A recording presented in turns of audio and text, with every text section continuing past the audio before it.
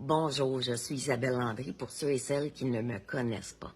La toxicomanie dérange, c'est le sujet que j'ai choisi aujourd'hui. Elle fait peur, elle confronte les gens. On préfère souvent parler de conséquences plutôt que de la souffrance qui se cache derrière la consommation. Aujourd'hui, on va aborder la toxicomanie autrement. Pas seulement comme un problème de consommation, mais plutôt comme un langage. Parce que derrière chaque dépendance, il y a souvent une tentative de soulager quelque chose qui fait trop mal. Une anxiété qu'on n'arrive plus à calmer. Un vide là, qu'on ne comprend pas.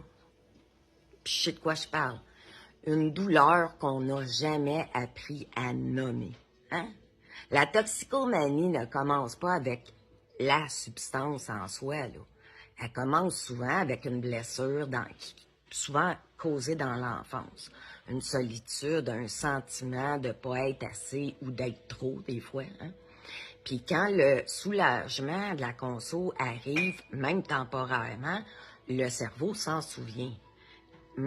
Puis il ne cherche pas à détruire la personne, il cherche à survivre. Mais le problème, c'est que ce qui soulage à court terme finit souvent par emprisonner à long terme. Les liens se fragilisent avec nos contacts, l'estime de soi diminue, la honte s'installe, puis elle grandit. La personne s'isole plus que la honte grandit. Puis la dépendance devient un refuge. Et comme intervenante, comme femme et humaine, j'ai vu à quel point juger les gens ne soigne à rien. La moralisation éloigne la possibilité de guérison. La compréhension rapproche par contre. Ça veut pas dire banaliser la consommation. Ça veut juste dire comprendre que personne ne se réveille un matin en décidant de devenir un toxicomane. Il y a un chemin, là. Il y a toujours un chemin avant ça. Puis parler de toxicomanie, c'est aussi parler de prévention, d'attachement, de santé mentale, d'enfants qui grandissent sans apprendre à reconnaître leurs propres émotions. C'est un risque, un facteur de risque.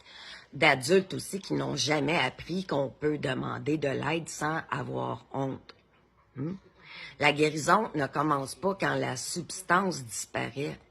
Elle commence quand la personne recommence à se sentir vue, importante, entendue, et surtout digne d'exister autrement que dans sa douleur. Donc, alors, la vraie question reste, selon moi, peut-être celle-ci. Est-ce qu'on veut continuer à juger les comportements ou est-ce qu'on veut commencer à comprendre les blessures qui provoquent ces comportements-là? Bonne réflexion. Et merci d'avoir été avec moi. À bientôt pour une prochaine petite capsule.